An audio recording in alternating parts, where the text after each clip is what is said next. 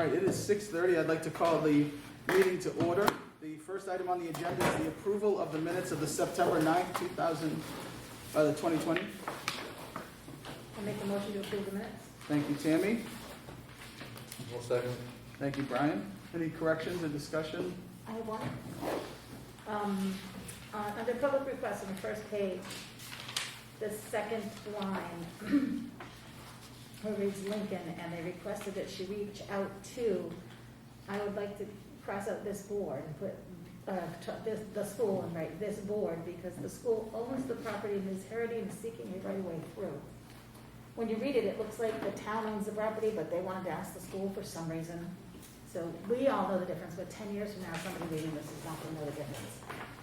So I will repeat that one more time. Cross out the words the school and write this board, because the school owns the property and is heritage and is seeking a right of way through. Anybody have an issue with that?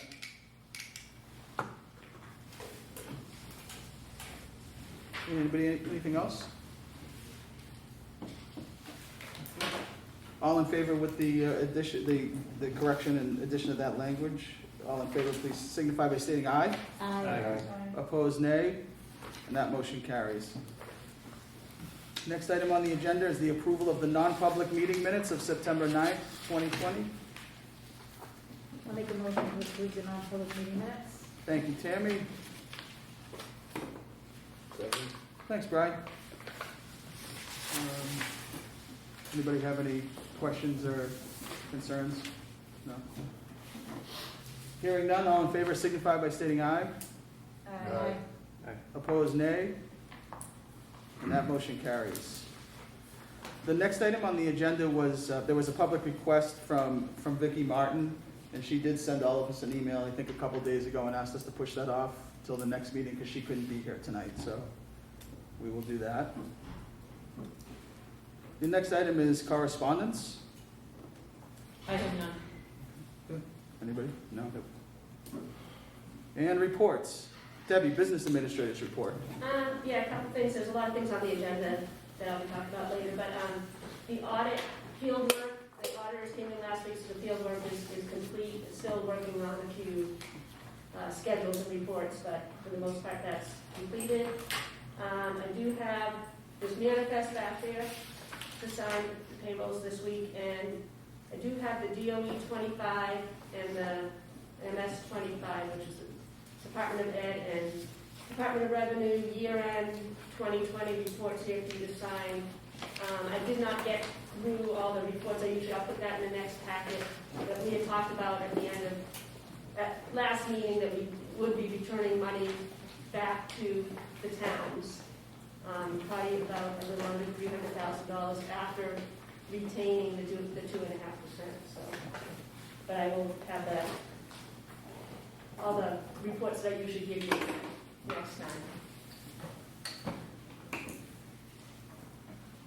Anybody have any questions for Deb? No. The only question I have, I know it's only been 2.5 weeks, but has there been any unanticipated expenses? Well, yeah. There's been a lot of changes since last year's budget. Yeah. We do, and I did report on the CARES Act grant that we got. At this time, we received $69,000 from the state. We've spent over $69,000 getting school ready, all the PPE, technology, cleaning supplies, bus monitors, extra positions that we had to. So,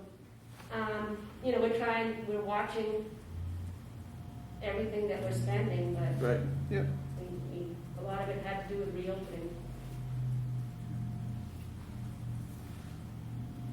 Thank you. Judy, Superintendent's report. Yes, in the memo, we talked about the school funding formula, and that is coming up. However, and I did include the previous letter that was sent out in 2012, I believe. Just to give you guys a review for those who weren't around at the time.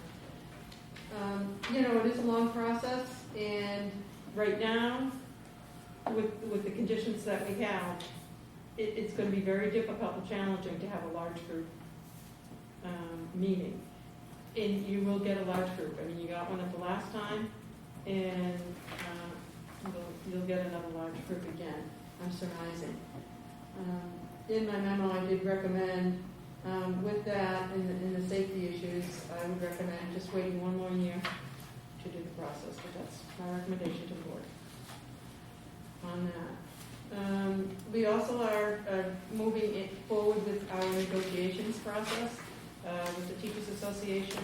That will be coming up. I'm just gathering some dates now for people that are the common dates, so we can have that first meeting. And I will be meeting with the attorney, talking with the attorney this week as well to figure out when that date will come. But it is coming up this year as well. We've scheduled a meeting for the Emergency Response Plan Committee, and that will be for October 6th at 9 o'clock. And that will be going out, that has gone out to all committee members. The Technology Committee meeting is scheduled for October 14th, and that's at 2:45. The emergency response is at 9 o'clock in the morning. We typically do them at 9 in the morning. And then the technology is right after school, because you have a lot of teachers involved in that committee. So that's at 2:45. PD is your next committee, the Professional Development Committee, and we are looking at signing on some, new teachers and new people to be on the committee. And we will be scheduling that for probably the end of October. At this point in time, you usually go through every 5 years of revising and updating your professional development plan, and then we send it into the state. That has been ongoing. Our plan ran out and expired in June of 2020. However, the state has no tool to use, no strategy, and no process to follow as of a couple of years ago. So they don't have a team at the DOE to review all of these plans. So no plans have been renewed. We'll just, the laws have not changed either. So the ed rules are the same. So, the plan can typically run the same, but we're going to meet, quarterly to see if there's any specific professional development that's needed and whatever, and get feedback from the committee. The rest of the information, the facilities committee will be looking at and sharing with the board. So a lot of the rest of the stuff can be brought up at the throughout the agenda. Okay, just a question about the public hearing for the CARES Act. We're gonna do that at the next meeting? Oh, yeah, so the CARES Act, for whatever reason, it's the grant money. Right. And for whatever reason, the state is asking us to have a public hearing. Typically, you don't with your grants, because you give that access permission for access in April Right. for the following year. Yep. But they're asking us to have a public hearing and post it and put it in the paper and everything. So we will be doing that for the next meeting. Are there specific requirements for that meeting? I mean, do we have to show how the money was expended? Because it's already been spent. Right, we just have to describe. Just describe what it We'll was, describe what it was used for and those, okay. Exactly.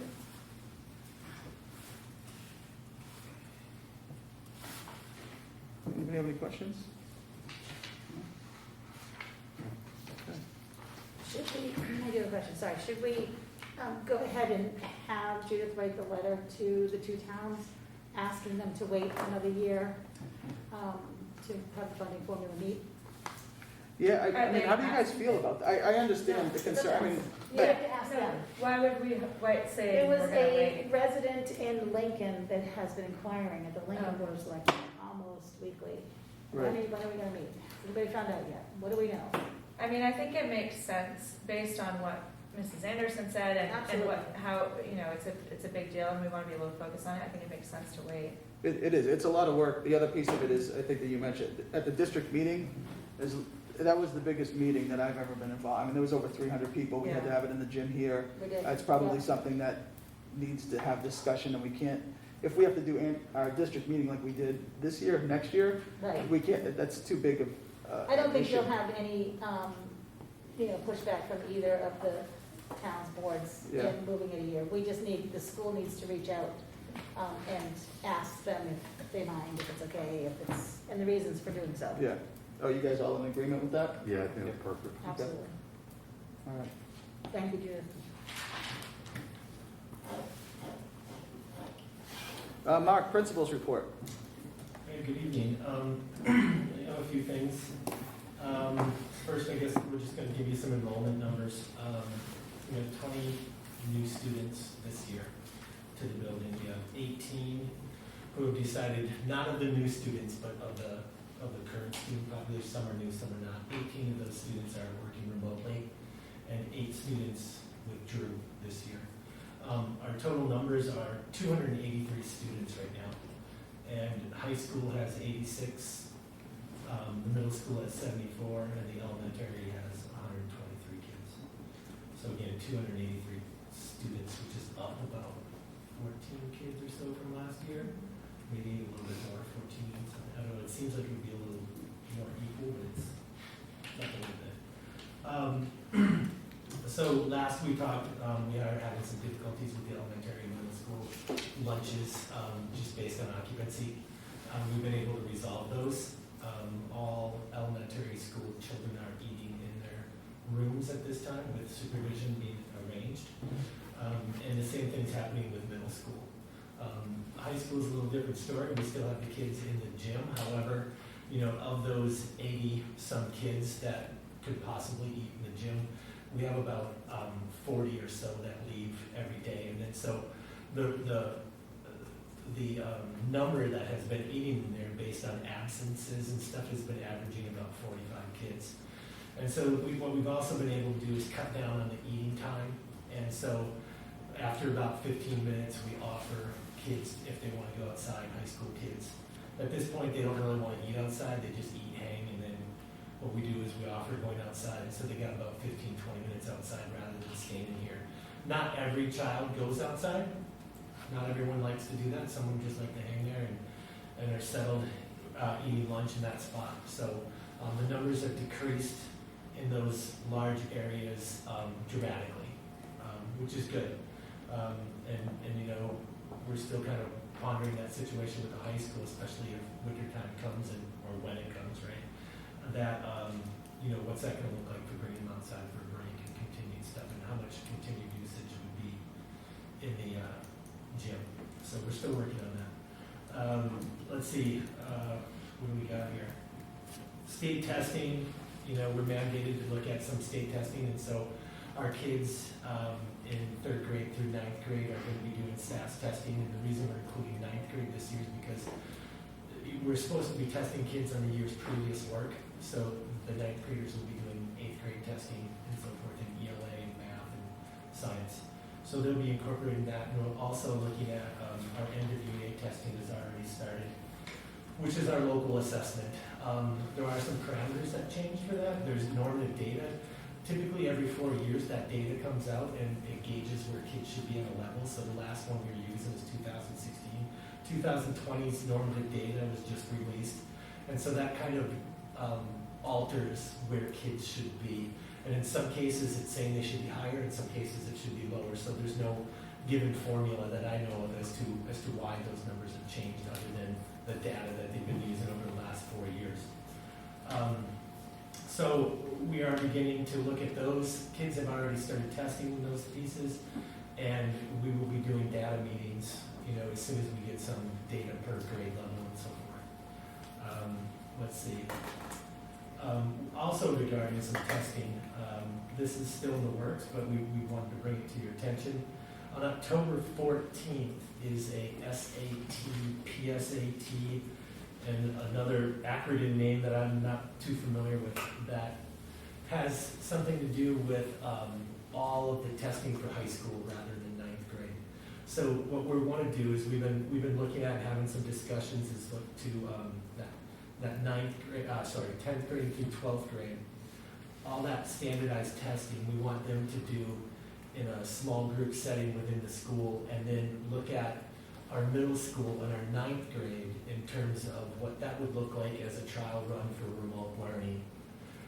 So what we would do is we would take that Wednesday and students would follow their schedule for the alternate schedule, meaning our hybrid schedule, our distance learning schedule, which means that they would see like 4 classes that day, half hour apiece, and then rotate through 1, 2, 3 block, 1, 2, 3, 4 block, and I think there's an advisory at that point as well. And then, you know, the rest of that time would be like for lunches, and then teachers could schedule open session with the students if they needed extra help and things like that. So we're looking at setting that up. I think that would be a really good idea for us to check our infrastructure with teachers and the capacity to, you know, have those classrooms online with a schedule. So we have letters that we're editing right now that will go home to all classes. The middle school, the 9th grade will receive one letter, the juniors and seniors will receive another, and then the 10th grade another, but basically it's the same information, so we're still editing that. We're hoping to get that out by the end of the week because October 14th is coming really quick. And we just want to be able to give multiple venues or avenues to reminding people. So I think that would be a really good idea. We had talked briefly with the middle school about maybe doing a wellness opportunity that day instead, but like they kind of felt like logistics behind that might be difficult at this time. So we came up with the idea of the remote learning possibility. So right now we want to move forward with that, and I think it would be a really good opportunity for us to have that trial run. Some of the other things we need to know is like there's been a request for are we going to resume winter activities?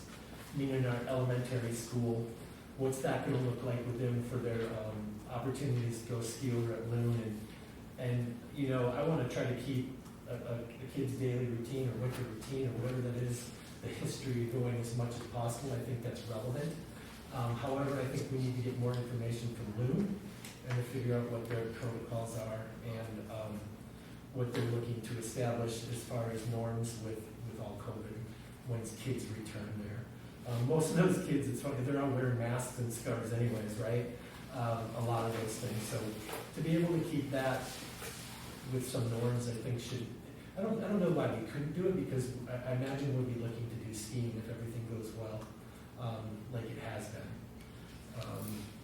The other thing is, we had a fire drill the other day that was not planned, and it went really well. The fire department came and they pulled our whatever you call it, the alarm system, right? And middle school, high school went really well. I thought maybe there was a little bit of confusion, and that could have been me because I'm used to doing things a different way with the different schools, and so we're working on making that a smoother transition.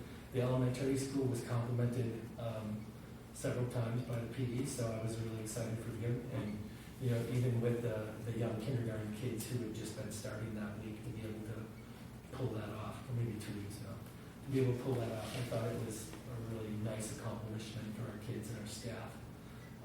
We had our first staff meeting today as far as a combined staff meeting, and we're working on what's called problems and practices, and we're looking at establishing protocols for us to be able to work with each other to help solve solutions-centered, classroom-centered, not necessarily a systemic problem, but as a teacher, what can we do to create a better teacher? What can we do to create an atmosphere of learning that let's say I have difficulty personally with, and then making improvements on that. So that went over really well. Our team leaders are doing a nice job facilitating that, and I think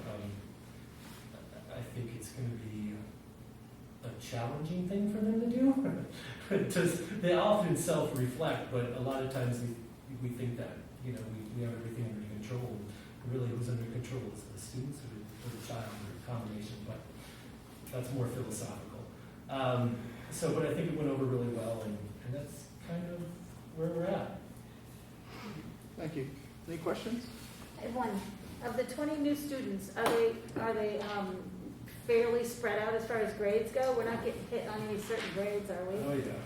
Oh gosh. Hold on. No, I didn't want you to say that. We have, there's 2 kindergarten, a first grade. 5th grade is actually getting hit kind of hard, and so is 8th grade. But other than that, they're pretty fairly spread out. 5th grade was the most. There's 5 kids in 5th grade and 3 kids in 8th grade. How is that affecting their spacing in the classrooms?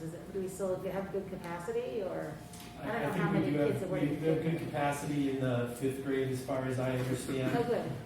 8th grade, you're dealing with some kids who have bigger bodies, right?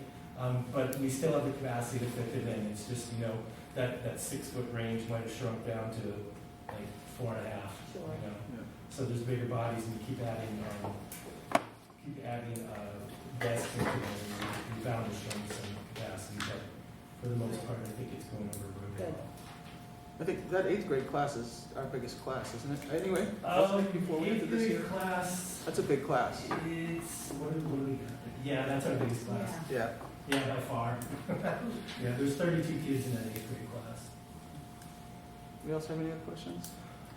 I just had a couple. So the SAT and the PSAT, and is it the ACT? Is that the other test? No ACT, it's, oh gosh, you would ask me that. It's No, like it doesn't matter. That's fine. NFDC, I don't know, it's something like, it starts with an N. Uh, But it's a career readiness Oh, okay. testing situation that goes along with the PSAT.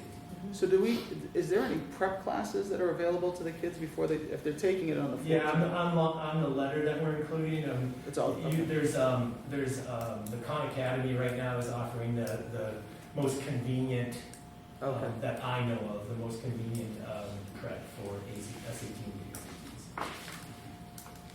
That's free. Khan Academy is typically a free website for students, teachers, and support parents at home schools and such. All right. Tammy asked my other question, so let's see. Committee reports. Facilities met tonight. Brian? Hi, guys. We met, it's been a while. Talked over some things with Mark. I can just kind of hit some of the points. We talked about the roofing project, which was successful this summer. And in talking with Mark, just, we roughly had, let's say, 7,800 square feet in that ballpark done this year. And for like a cost of an estimated, like right around $65,000. And I know in the years past, we kind of like allotted that $100,000 mark. So one thing I asked that Mark could do, just to prepare for budget, is there's only about 11,000 square feet of roof left. And if you just base numbers, that kind of puts you in that $100,000 range if it was priced around the same as this past project. So if you could just get some numbers together, because maybe it's worth just knocking it off and just getting it done. It's 11,000 square feet. If it costs around that $100,000 mark, does it make sense to, get it off the table and move forward? He's also just going to kind of compile based on from the start of the project up to now, lifespans. So we can say, all right, if we get this done now, are we good for 5 years? Are we good for 10 years, 15 years, before we really have to look at it again? Yeah.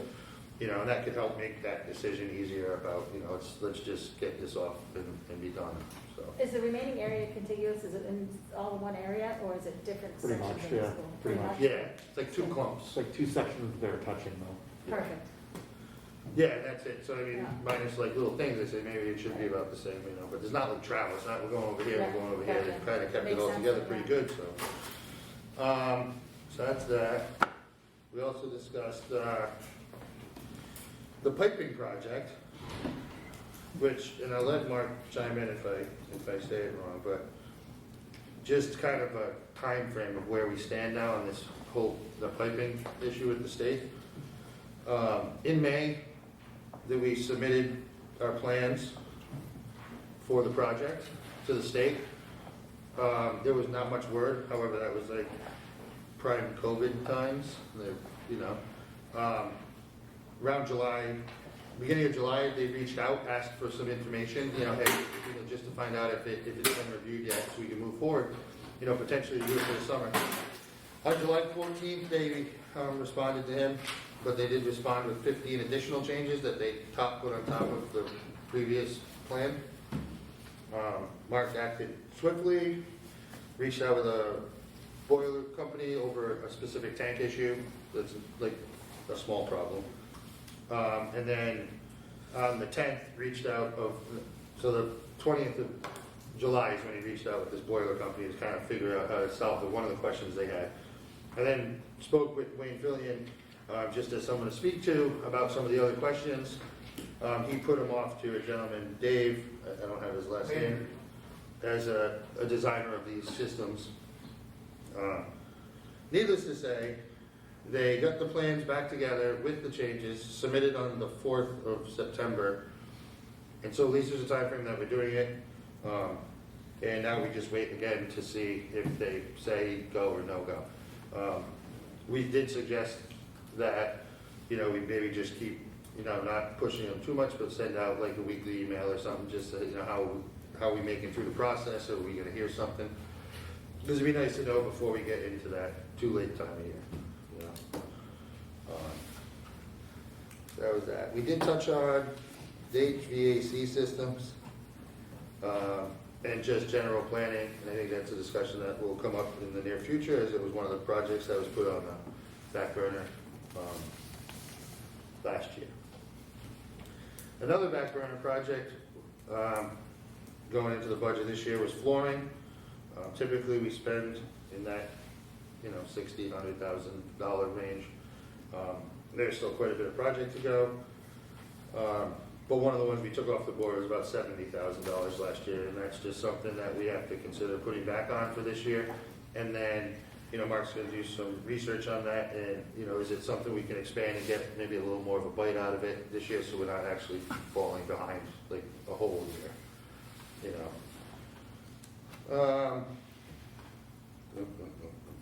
The big one was the discussion over the ventilation in the gymnasium at the high school. Mark, after the last meeting, got in touch with some people. He actually met with an engineer from Train who was here last Thursday, and they inspected the system. The air system above the gym, just to clarify, is about 1.5 years old. It's not as old as was thought.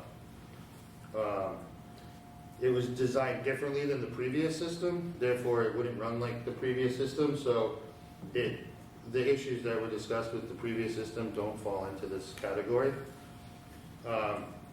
He did, however, had some suggestions, but in his opinion, he's within the range that the system should be in, and we should move forward. It's working the way it does. It's a different style of system. There's a little more explanation to that.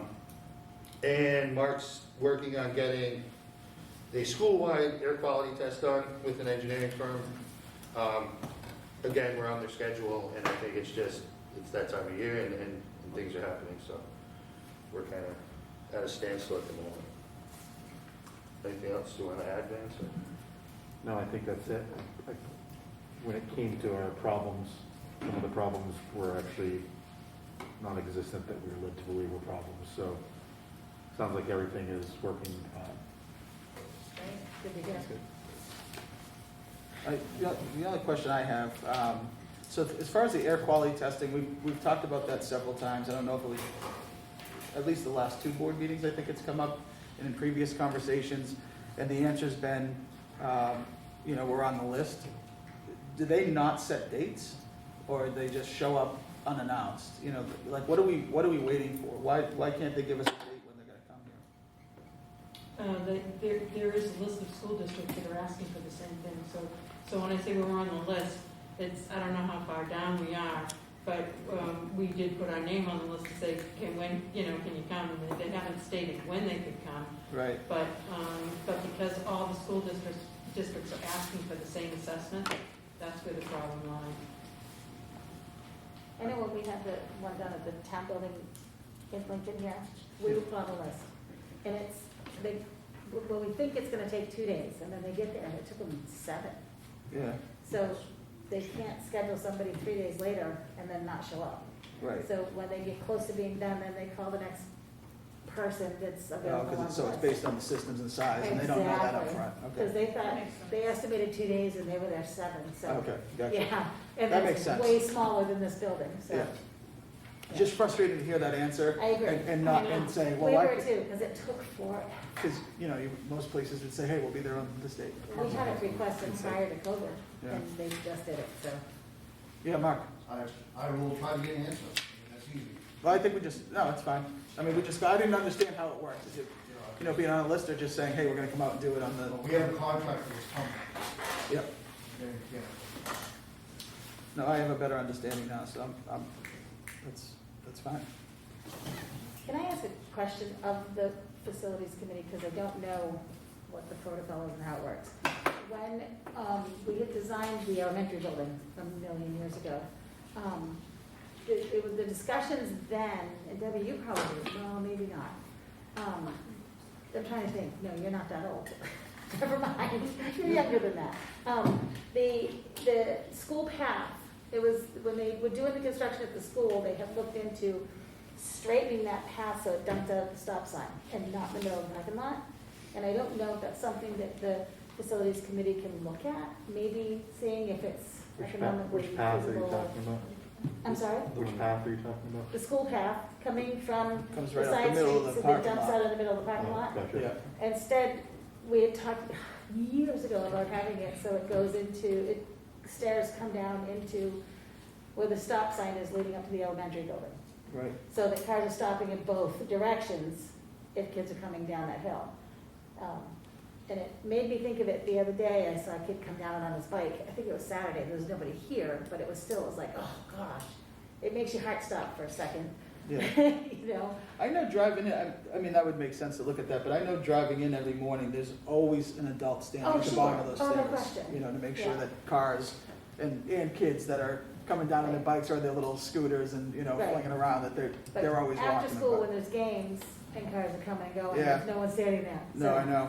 and it may be way too expensive to even consider it. Or it may be such a simple fix, we're all gonna go, why didn't we think of that? But that's up to you guys whether you wanna look at it or not, but I would make that suggestion that you take Pete. Thank you. If you're gonna be looking at paths, I go to the one in the elementary school that's on the same level, and it'd be nice to have that one there also, because I have to walk through the woods to get there instead of going down the stairs, so. Just when, if you're looking at paths, that'd be something. Well, the only one that the school maintains is the paved path. Right. The other ones are just all ones that kids have made over the years. And some of them have migrated. When my kids were little, the paths were a little different area than the place that they are now, some of them, yeah. So, I had two quick questions on that. Who are we waiting on for the piping project? Is it the state? We're in at the this state point? of Hampshire. Yeah. And then, It sounds like we have been having contact on and off since May, and they have changed, every time we've submitted plans, they've changed specs. Like a simple one, just like to put it into perspective, like one of the 15 items was definition of pea stone versus pea gravel. so, but we're just waiting on them to give us the okay. So now, yeah, it's back with them now. We've completed our end. It lives with them now for the And last month or so. do we have any- We're approaching a month. Do we have any sense of whether or not it's gonna be under the $80,000 that we put aside for it? It or- sounds like Mark had said at facilities today that it should be in the same ballpark, but we're just guessing, right? Okay. And then the other thing was, it sounds like there's a possibility of wrapping up sort of this round of roofing This year. Does it make sense at this point, since we may have a few years off before we need to do anything, to start one of these capital funds that CIP. Tammy has been advocating for? We can start putting in a little bit of money piecemeal towards the next round of roofing, because at some point we're gonna have to I don't know how restart the that works. process. I'm not sure that the fund itself is a facilities issue. I don't know the logistics of how we start a fund. Yeah.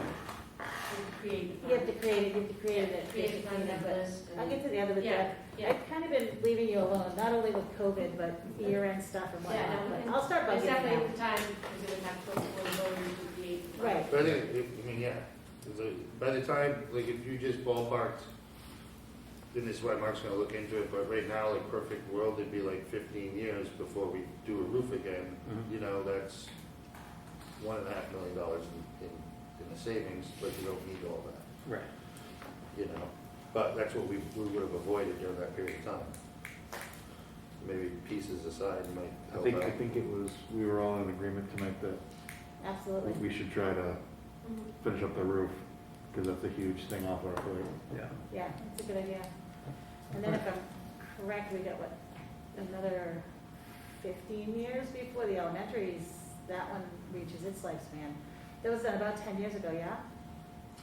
Well, that's what, yeah, Mark's gonna put the timeline together for like At $500,000. for us so- to just kind of give us a ballpark, and when we see stuff, start coming back Yeah. around. Love it. Thanks.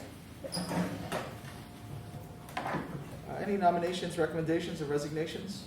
I have a recommendation for a bus monitor, Deborah Salino.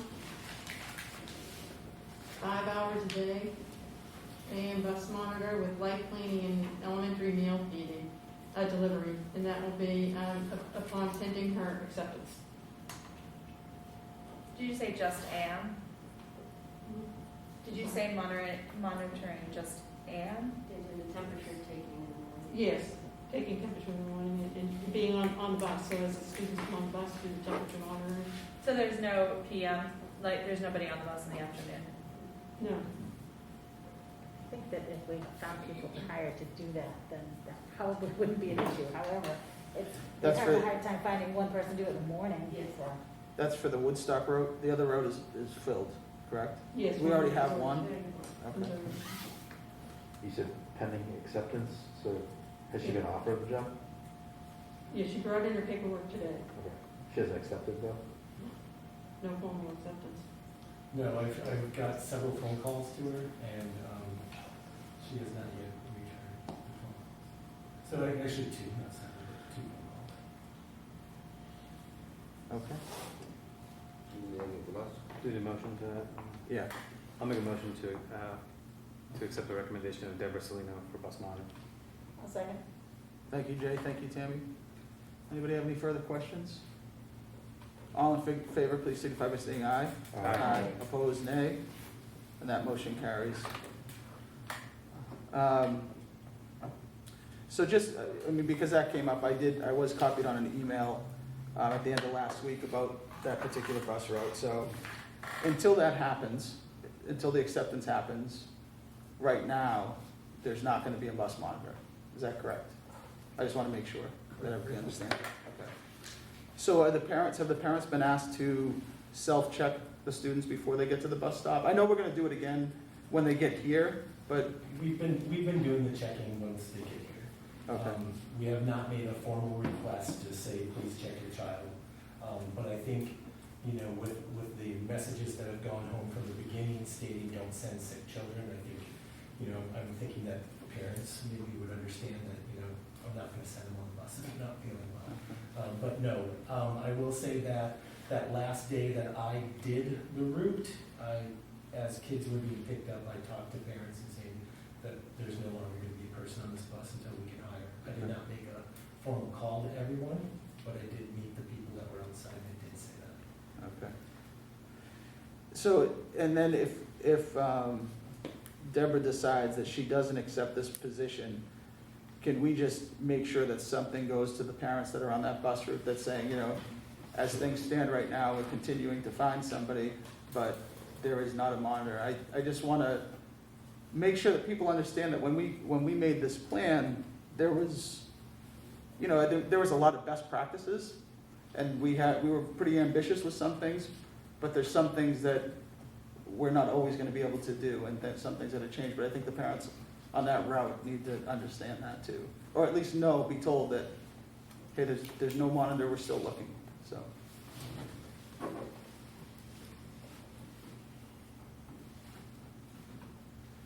Next item is the audit for the science room.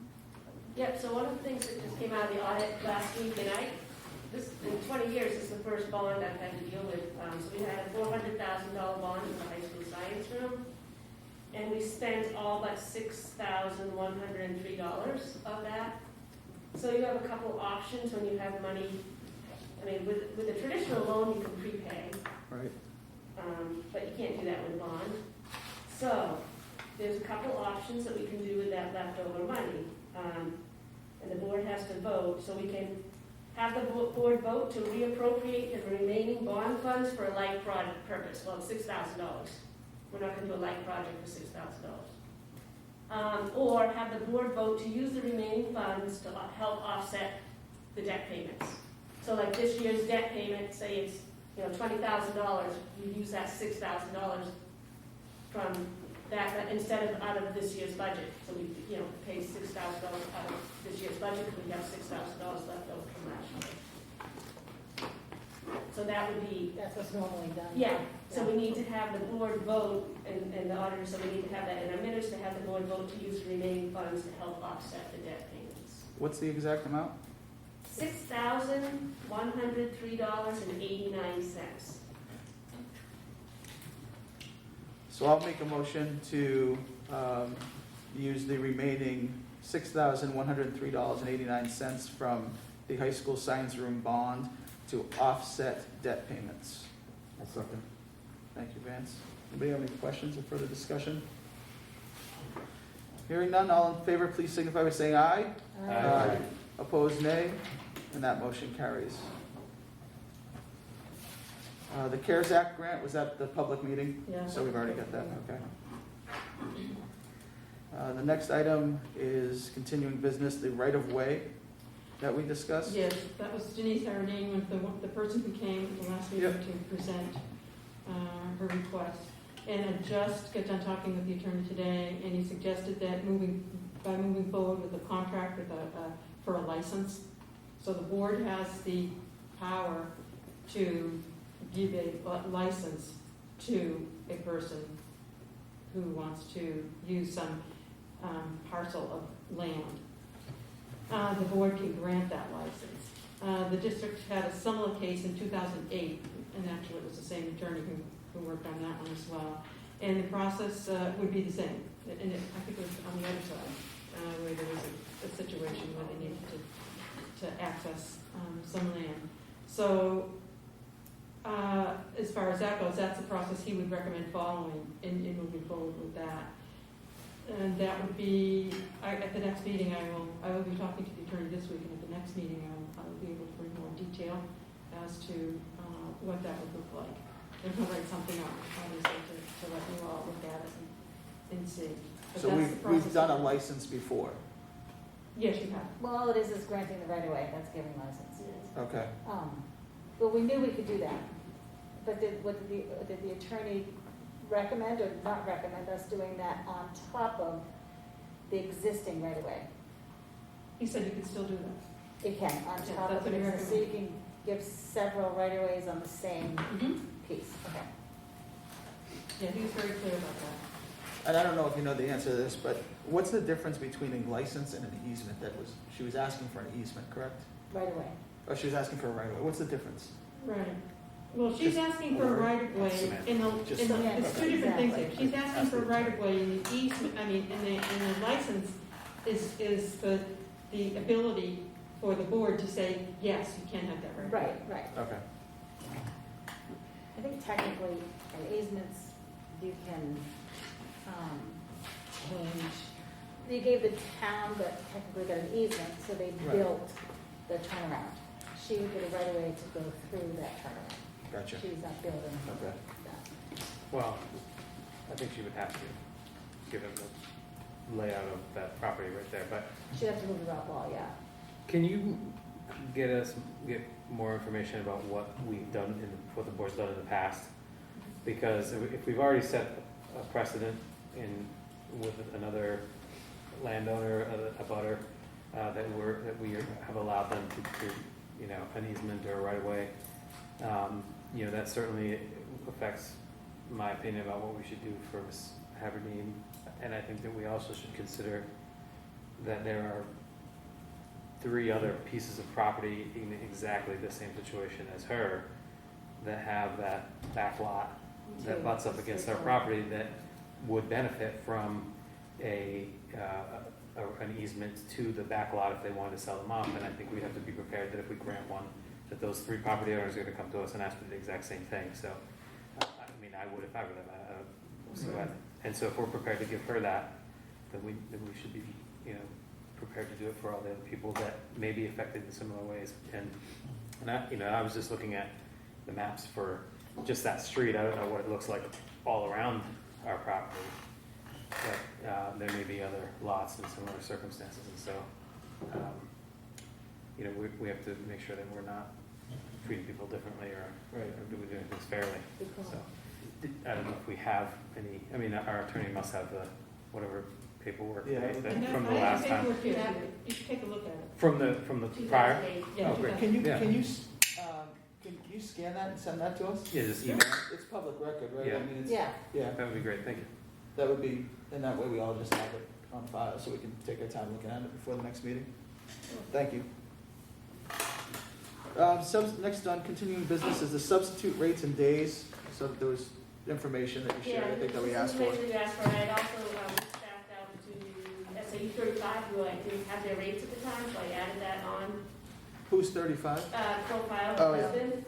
So I added their rates on, you can see that's highlighted. Oh, right. And then I also gave you wanted like history on the total number of days used, so we could see, you know, approximately what that cost has been through the years, because we were talking about upping our rate and do we have enough in our current year budget? So I think that was some of the questions. So I just gave you a lot of history there.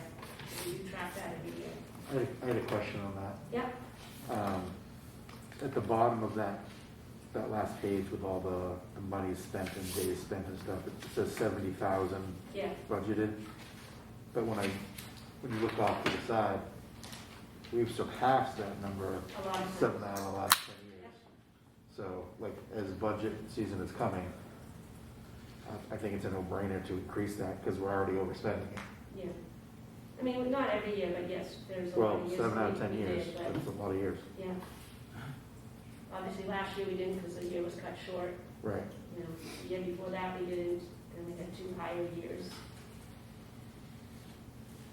I know that we've just begun, it's only been a couple of weeks here, but are we on track with the same, as far as sub-usage, or are we using more?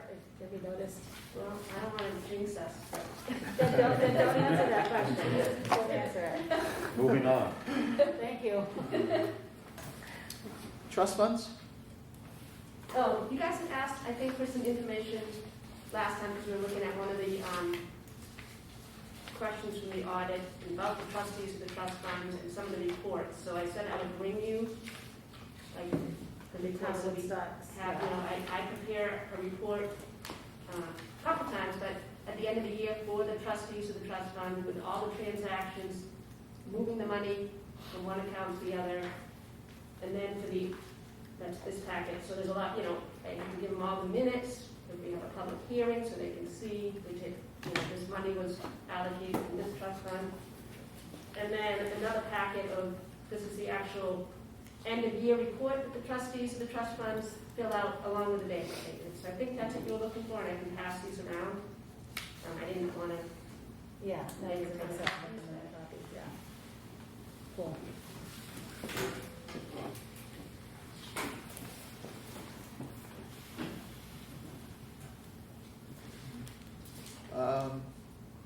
The next item is COVID-19. I think that's just a general discussion on where we are, if there's anything that's changed between the last meeting and where we are right now with any of the I guess what we're calling now the operation plan. Instead of the reopening plan, because we're in the swing of things. What we did was, we had a reopening plan, so now that we're open, we put reopening plan / COVID-19 operation plan.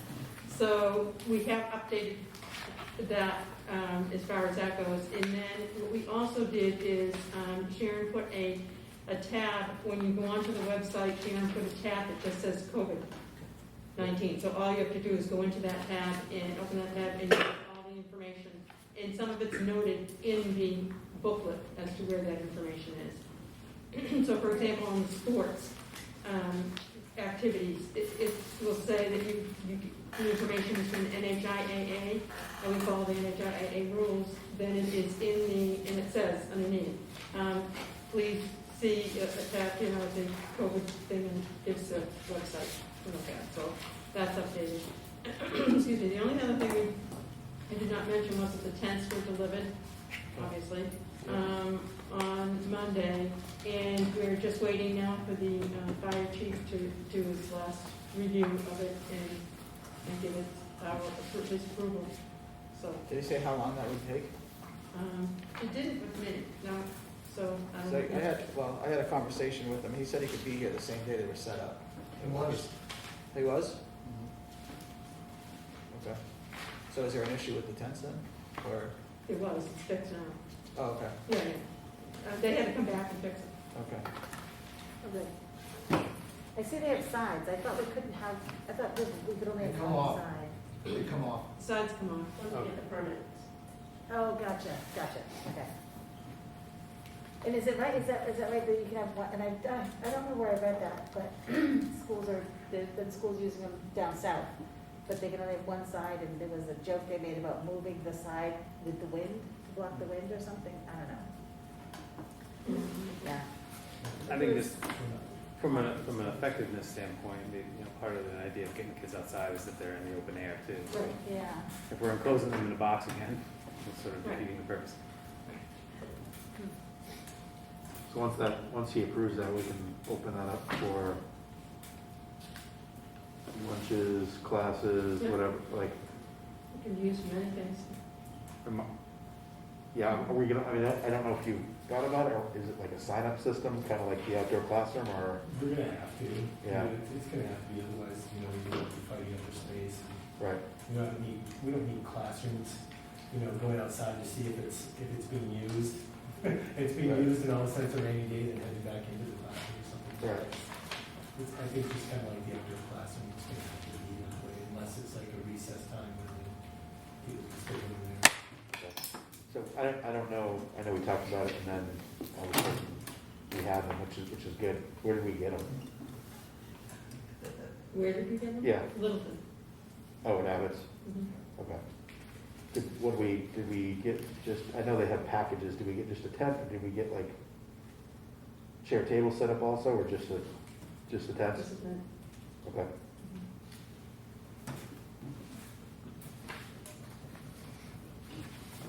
So are we putting chairs and tables in them?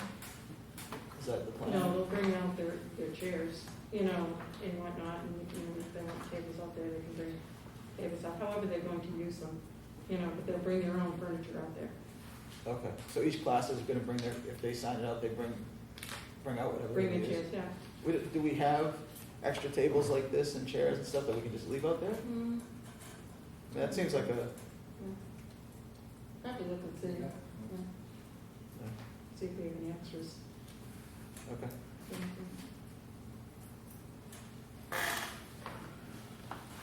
All right. I had a COVID-related question. We had a soccer game here, and it seemed like there was a pretty good turnout. Did you feel like everything went pretty well? As far Yeah, I as, talked with Aaron afterwards, and I know Matt was there. I thought, the people did a really nice job of spreading out on their own. I mean, obviously, we're social creatures.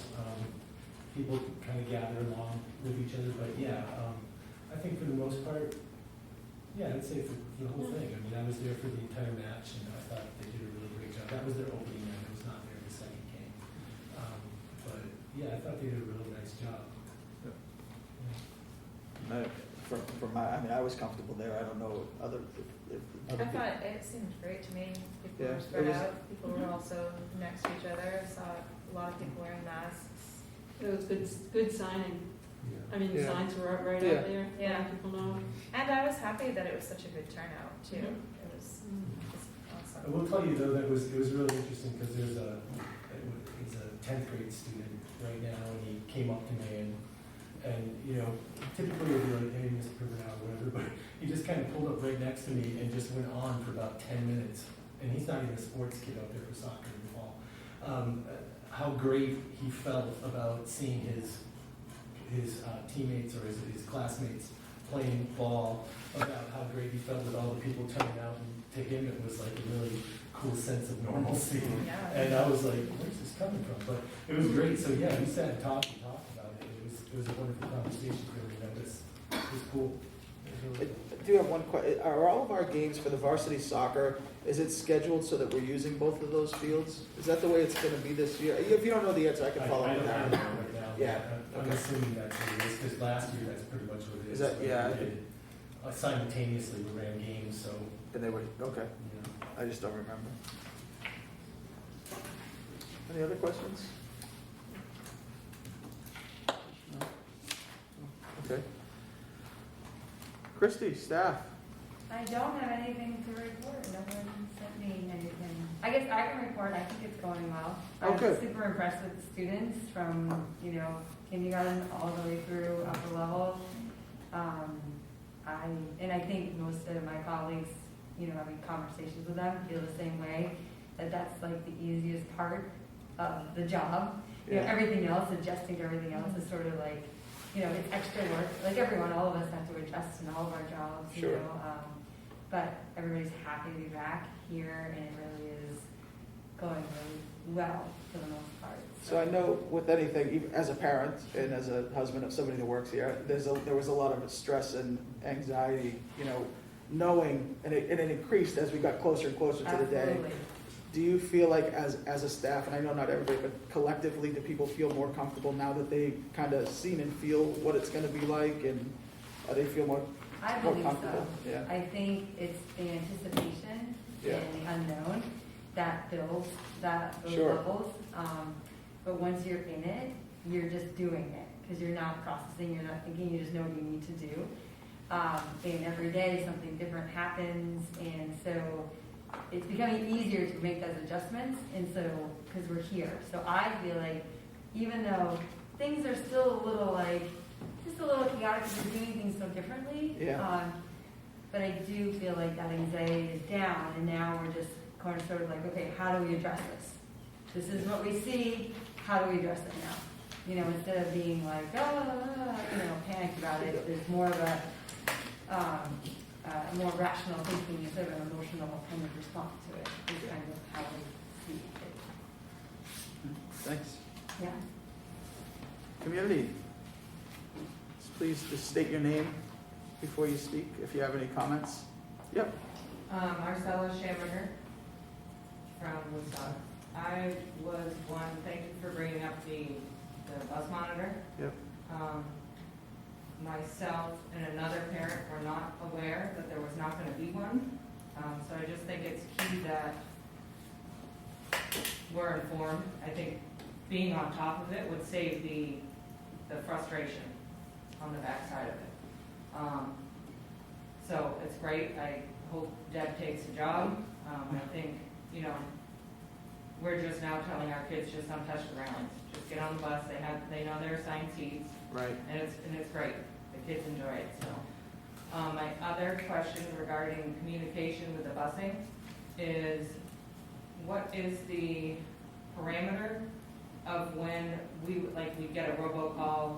Last week the bus was 27 minutes late, and at that point I had brought my daughter to school because I didn't know if I missed the bus or if it hadn't come yet. And I happened to get home and the kids were still on the Main Street block waiting for the bus, and I let them know that there was a bus here, and I didn't know if it was still going to Woodstock. So I just don't know, is it the bus company's responsibility to notify us? Or how are parents going to be notified? And at what point, 10, 15, 20 minutes, bus broken down, bus driver, who lets us know what's happening with the bus? Yeah. I don't know. I mean, is that something, if they're typically running late, they would notify you and then we would notify them, the parents? Yes, typically when they run late, they will notify the school and let Okay. them know that they're going to be running late, so then we can, at least get that information out Okay. if possible. So yeah, that was very unusual. So hopefully next time that happens, that And then so we're the bus notified, driver does? we're notified, and then we can obviously notify the parents. I know a couple times last year I got the calls I was going to say. when I got a buses were call. running late.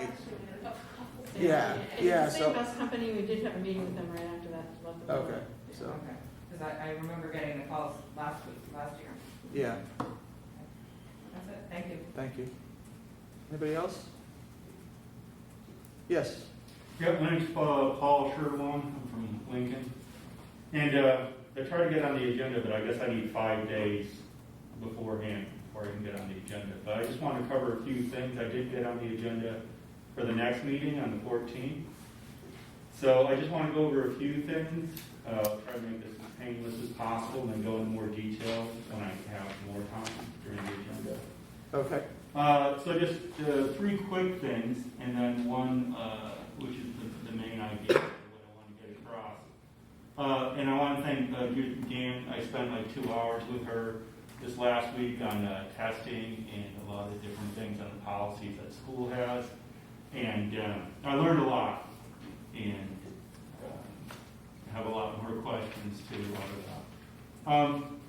First off, just real quick to Marcy's thing. I know when I take Uber, they have an app that tracks the driver, which would be, I know it sounds a little far-fetched, but I'm sure a lot of parents would appreciate that. I don't know how much that would cost to get into something like that, but technology does. Anyway, just a thought. The testing that came up here, substitute rates and days. I just think I think we have an opportunity here to differentiate between a person who's a warm body, so to speak, as opposed to a superstar. You know, and I think there's also a time when we start evaluating people who might come on, repetitively. So I would suggest that we pay the warm body type person the lower rate, and the person who's a superstar a higher rate. And I know teachers are evaluated based on their performance, you know, and so could a substitute. I know it's a short period of time, but it could be as simple as something like discipline in the classroom or something. It's always a qualitative scale, but obviously, you know, I know that there are substitutes that come in here and you pay them a fortune because they're so good, and I know some people are just useless, you know, so I think we should pay accordingly, you know, for those things. I think that's an opportunity that we shouldn't miss on. Again, with the testing, I won't get too much into the testing, but I did talk to... Paul, can I ask you one question? Yeah. So is the testing that you're going to talk about, is this what we're going to talk about at the next meeting? We're going to talk about it in more detail in the next meeting, yeah. So can we wait until then and do that? Because we don't have anything in front of us about, I know you've come back meeting, and I know you've met with Judy, Right. but we have nothing in front of us about what you want to discuss. Right. And I'd prefer to be prepared. Right. And I'm not going to go into more detail then, but I just want to give you, a preview so you can think about it a little bit, because it is a little complicated. Okay, but if that's going to go on the agenda for an actual agenda item to go into detail. Right. Right. Okay, I'll just say one thing real quick. Sure. So I did talk to people over at DOE. I talked to Amy Fram over there.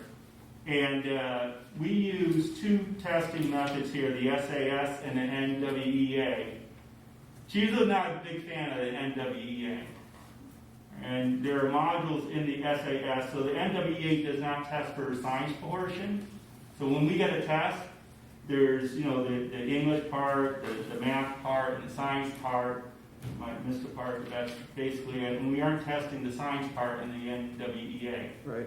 So I actually talked to the assistant principal down there a year and a half ago. I forgot if Ms. McGann was in there or the previous principal.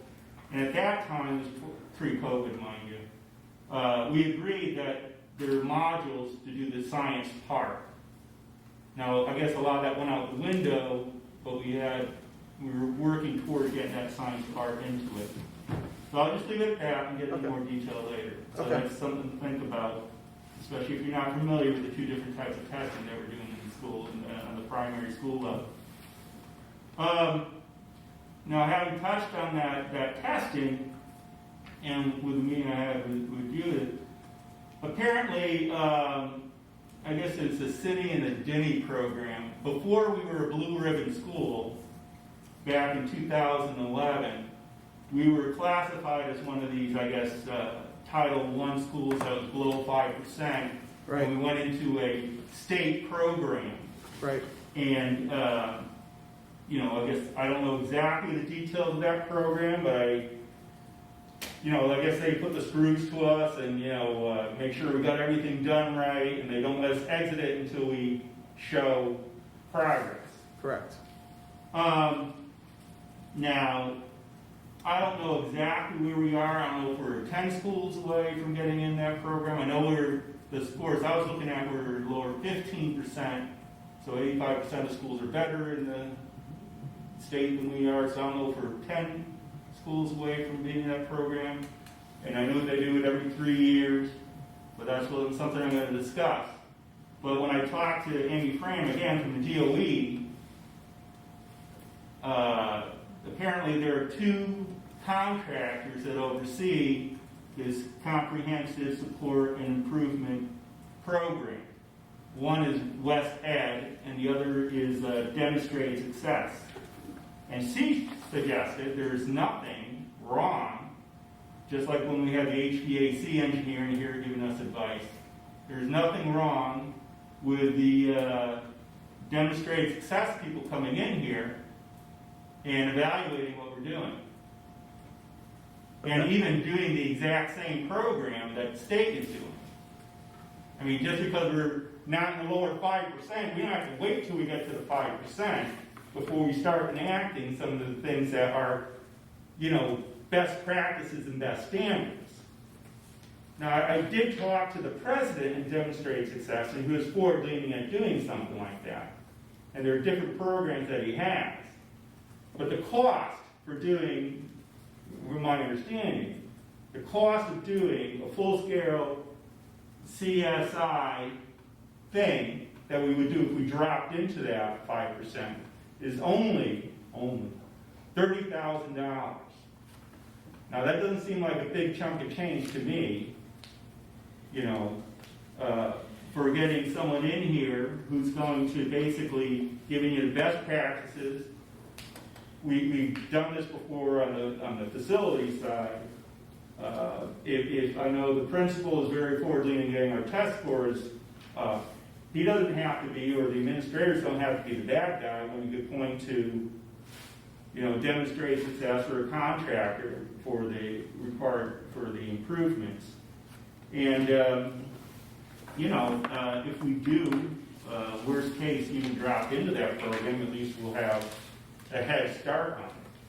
So I strongly recommend that we be proactive and get the best people in to make sure we have the right curriculum for our English, reading, and science, and the right testing methodologies, the right recruiting for the teachers. They're going to help with all of that across the board. And they can come in and work for the school board and give reports to the school board. You know, we can do it any way we want. If we wait, you know, we won't have that option when the state comes in. I don't think, you know, I don't know how hard it is to get into the 5% program, but we don't want to be there. Right. So, I mean, and that's what I want to talk about in the agenda Okay. next time. I mean, if you could forward any of the information that you've collected to Judy, that she could forward it to us so we could review it in advance so that we could make sure it's an efficient use of your time, then I would be appreciative of that. So, you know. Yeah, sure. Okay. Thank you. Anything else? With nothing, I will take a motion to adjourn. So moved. Thank you, Jay. You get a second? Second. Thanks. I'm gonna go with Vance on this one. Thanks, Vance. All in favor, please signify by saying aye. Aye. Aye. Opposed, nay. And that motion carries. Thank you, everybody.